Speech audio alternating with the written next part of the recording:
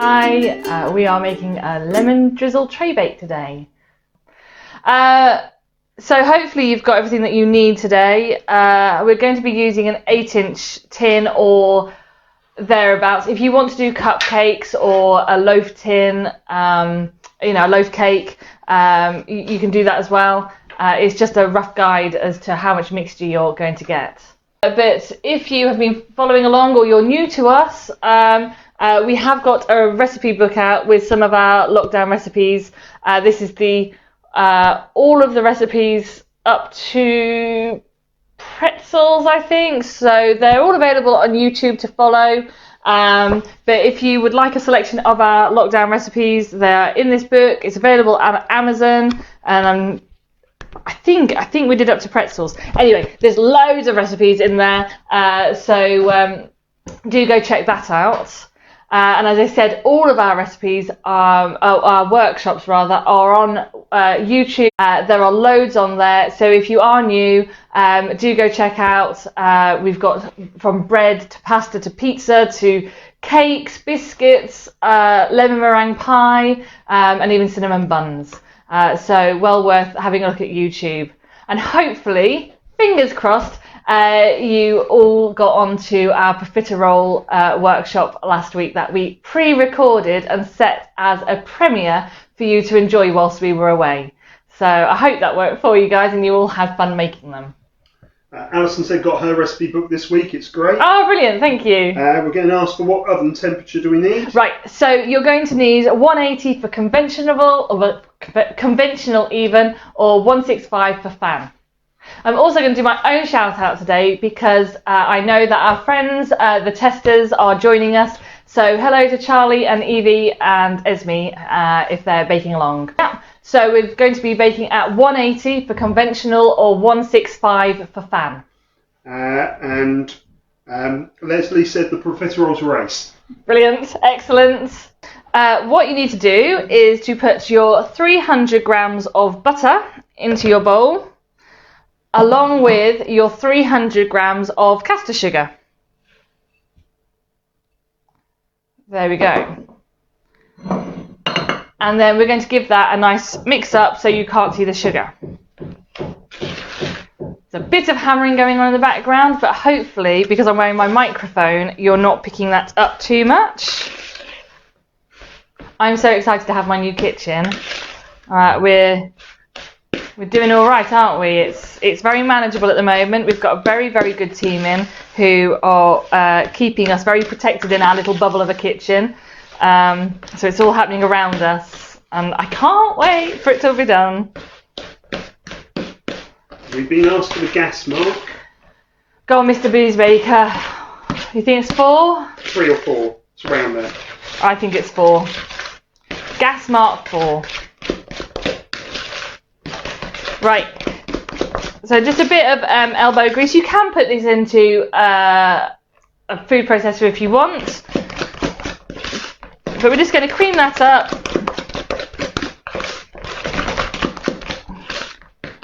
So the key to any sponge cake is that we want to put some air into it. So by whipping up the butter and the sugar, we're aerating it a bit. You'll probably find it goes a bit lighter in colour.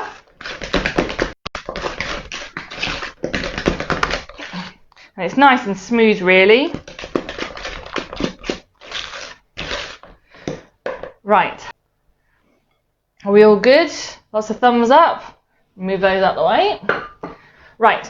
To this, we're going to add the eggs. Now, what you might find is if you add them all at once, your mixture may start to curdle, so it splits.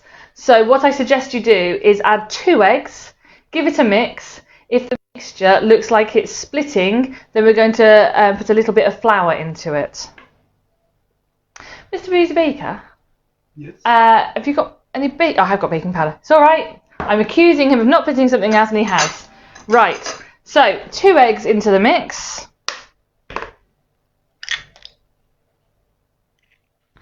1, 2. Now I'm using medium eggs.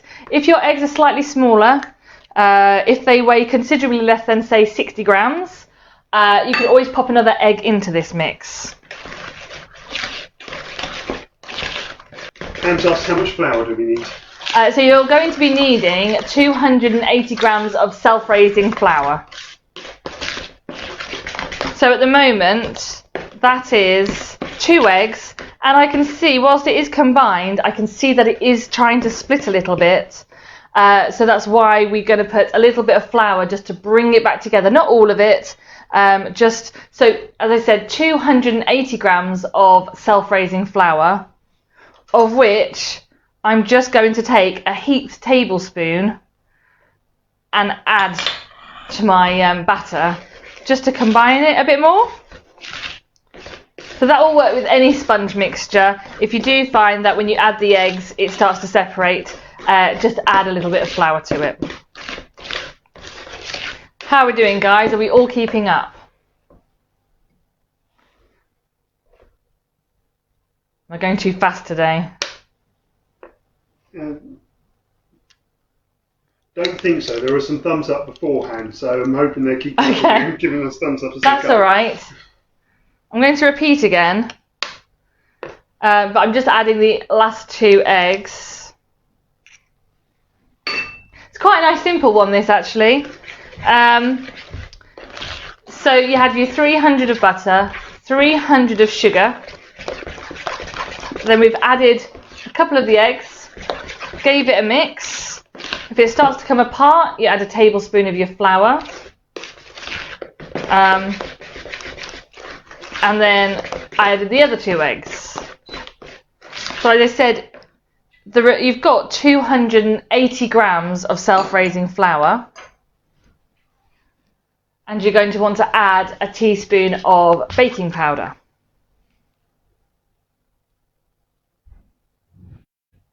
Now, I'm going to sieve this in. If you don't have a sieve, you can just pop it in. But because I'm trying to get as much air into this mixture as possible, I'm going to sieve the flour.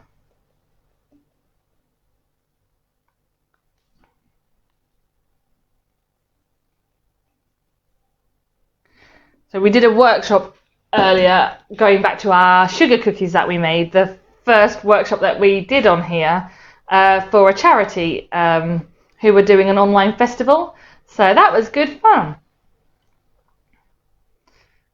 Right, so when you sieve the flour in, don't mix it in yet because we want to add the lemon zest. So just make sure that whilst you've put it in, don't actually mix it. Take a drink, make sure that you're all keeping up.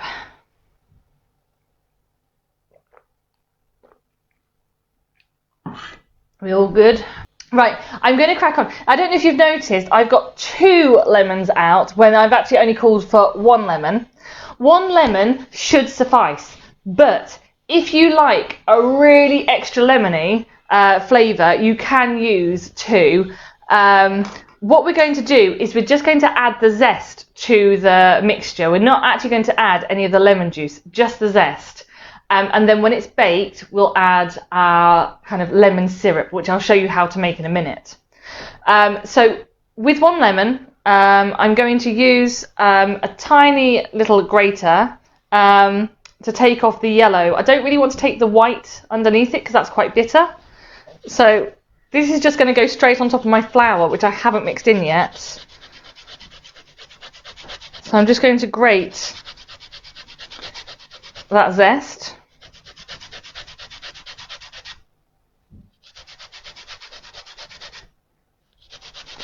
It takes a while just to make sure that we get it all. So if you wanted to do this with a different citrus fruit, you could do. Try doing an orange traybake. Or you could do a bit of a lemon and a lime.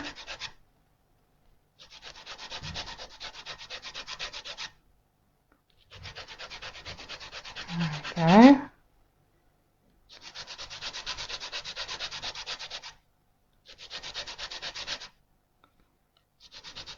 Getting there.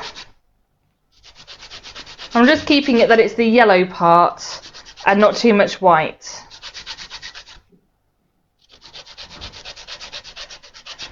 So I don't know if your kids are back to school yet. For those of you with children, ours go back this week. I did ask them if they'd like to do the workshop, but I think they're still recovering from camping. They've gone a bit sleepy. In fact, they're still in their sleeping bags, aren't they? Maxes, yeah. Yeah.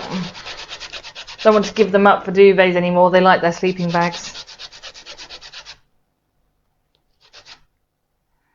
Bit more.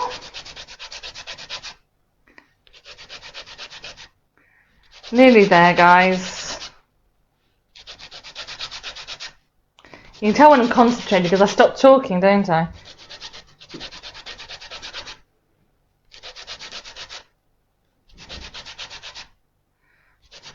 Alright, let's make sure we've used the maximum amount we can. There. I'm going to keep that because we're going to need it for the juice later. So I'm just going to make sure that I've got all of the zest. Sorry, I'm making a right racket here.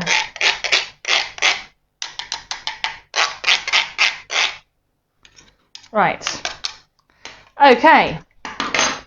Once you've got your lemon zest on, I'm going to fold this in now to the mixture. When I say fold, for those of you that are unfamiliar, I'm going to take the spoon and I'm going to bring it over like I'm folding the batter on top of each other, just to lock in some air. So from underneath and over. And I'm spinning the bowl as I go. You don't have to, but it's just I want to make sure that I'm taking it from all areas, all edges, as much of an edge as a round bowl has. And you're using a metal spoon, aren't you? I am using a metal spoon. You can use a wooden spoon, but metal spoons are supposed to help with keeping air in your mix. Tora's asked, have we added the milk yet? No, we haven't. The milk, and I did say on the recipe description, I've said 50 ml just so you know how much to have ready, but you may not need as much. We only want to use enough that we've just loosened the batter. Depending on the size of your eggs, you may need a little more or a little less. I would say once you've combined the flour, I'm not worried about a speck of chua flour. I'll try and show you mine. Oh, lift it without spilling it out. You see that? So that's all combined. It is a little bit heavy. So what I would recommend, I did have it, oh, there we are, is just to get, I'm going to use 2 tablespoons. What I don't want to do is over mix my batter. So I'm going to use 2 tablespoons and just gently move that around the bowl. I think it could do with another couple.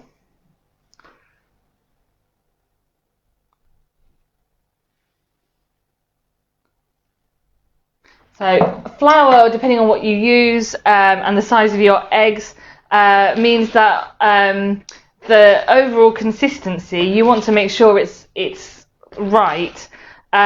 So I find that milk just balances it out and it adds moisture to your cake. Right, I'm quite happy with that. It's falling off the spoon. It's quite gloopy. If you want to add a bit more milk, you can, but it's not a really thin batter. So as I said, if you can see that, it's gradually falling off the spoon, but it's not running off the spoon. Right, I'm just going to bring my tin over. Rena's saying yes, we want Christmas cake. Yes. Bonnie said major peanut butter granola bars. And her husband loves them and wants them all the time now. That needs to be put onto YouTube. Oh, it does. It really does. I'll put that onto YouTube. They're a good snack though, aren't they? So that was 2 weeks ago we did the granola ones. Right, so I'm going to push this into my tin and just put all that batter in. If you do want to do this as a loaf of lemon drizzle or cupcakes, you can do that. you're going to just need to adjust the baking time.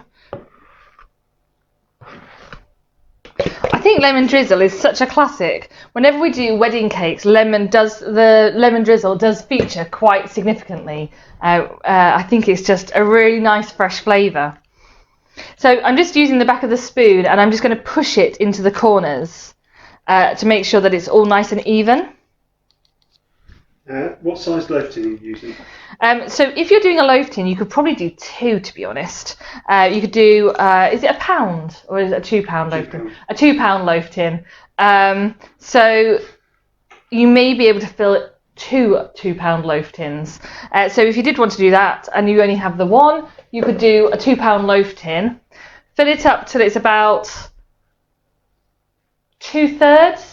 And then if you've got any extra minutes, you could always do cupcakes. But you should have, in this tin, it's quite deep, it's about halfway. And then it allows it to rise a bit. But if you have got a wider tray, that's fine. It'll just be a shallower bake at the end of it, but that's no problem at all. So once you've got your mixture in and you've pushed it into all the sides and it's ready to bake, put that in the oven and I would bake for around 35 minutes. Now we're not finished yet because we need to make the syrup for when it's ready. How long do you bake for a £2 loaf tin? So I would be looking at 35 to 40 minutes. What you need to do, pop it in the oven, give it definitely 35 minutes. If you're doing cupcakes, by the way, you probably want 20 minutes. And then with a skewer, when the time is gone, bring it out. If you bring it out and it looks wobbly, put it straight back in. If it's got any kind of liquid or softness to it, then it needs longer. Put it in for another 5 minutes and check again. If you bring it out and it looks like it could be done, if you get a skewer, something like that, or a kebab stick, poke it into the middle, and if you bring it out and it's clean, it'll be done. If you bring it out and you've got batter mix on it, it's not done, and you just need to close it gently again. Give it another 5-10 minutes depending on how wet it is. Another way to show if it's done is to very carefully press the centre of your cake down. If it bounces back up, that's another good sign that it's done. So when it is out the oven, which obviously we're not there yet, but when it is there out the oven, put it on a heat-proof surface. I often use my hob, and then I'm going to, with a kebab stick, I'm going to poke a load of holes all across the face of the sponge, and I'm going to make those holes quite deep, and that's so that we can pour the lemon syrup onto the top of the cake. Now I've realised I haven't got a bowl for myself for the lemon syrup. If you wouldn't mind finding me one, sorry. Thank you. See, I just got extra help. So with your lemon, if you cut it in half and squeeze the contents into your bowl. If it helps to use a juicer, you could. These are pretty good though. Apparently if you roll them as well, it softens them for getting the juice out. I always remember that little trick once I've cut them, which isn't so helpful. Now, if you want a really lemony cake, as I said, you could use 2 lemons for this, or if you've got some lemon juice, like pancake juice, that you keep in the fridge, you can add that to it. It doesn't have to be a whole fresh lemon. How are we doing? Is it all gone quiet? Are they all busy, or have we got some questions coming in? Tora's hasn't got any lemons today, so using lemon juice. Yeah, no problem at all with that. Anne says hi to us, nice to have us back. Thank you. Right. Now, I've got 1 lemon, and I said to do about 100 grams of icing sugar. I've got to admit, guys, I often do a lot of my things by sight rather than measure out. If this is too much, you can either add more lemon juice, or you can add a bit of water, or tip it in bit by bit. So I do apologise. Normally you get a pretty picture of what we're going to bake, but as I said, we went straight from the last workshop and then we went camping and I didn't get the chance.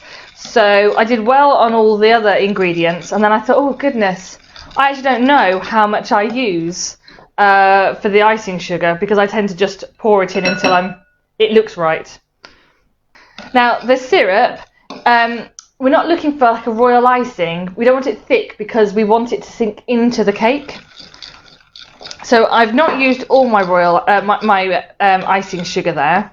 I'm just mixing in the lemon juice and probably about 2/3 of the icing sugar. Now you can use a caster sugar or granulated sugar rather than icing sugar if you prefer, but I like that kind of crackled, kind of glazed look on the top that icing sugar gives. Can you repeat how much icing sugar you're using? Yeah, so on the recipe I put 100 grams of icing sugar. I've probably used about 60 or 70 grams at the moment, and I'm just mixing that in with the juice of my lemon, because I want it to be quite thin so that it can soak into the lemon sponge. So it needs to be relatively, I want to see that it's got the icing sugar, I want to see that kind of opaque, milky colour, but I don't want it to be thick. I will show you again. I'm just getting rid of some lumps. So that really does pour off my spoon there. Now if you do like your extra lemon, you could use another lemon and really soak the top of your cake, or you could use a bit of lemon juice to top it up. I'm going to put a bit more in and let me see how it goes.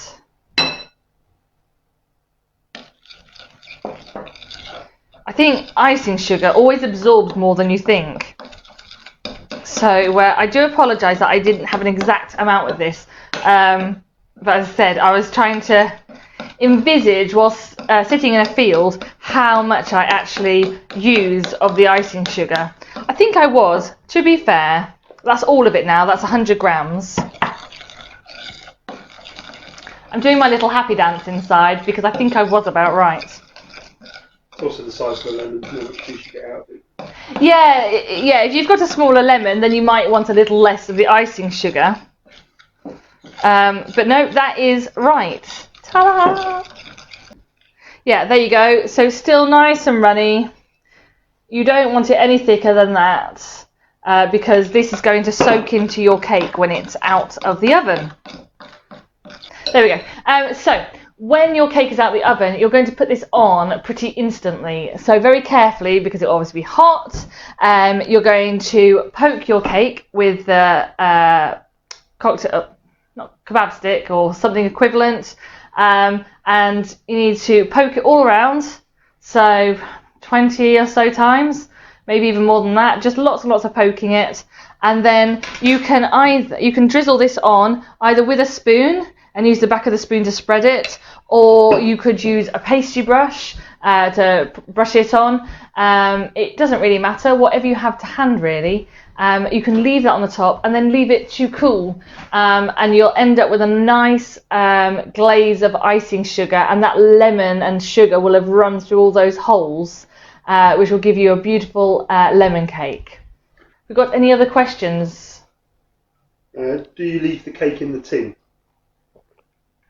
Yeah, good question. Yeah, leave the cake to cool in the tin. And when it's cooled down or it's barely warm, you can turn out and put on a rack, or leave to cool completely in the tin, and then you can transfer it straight to a plate.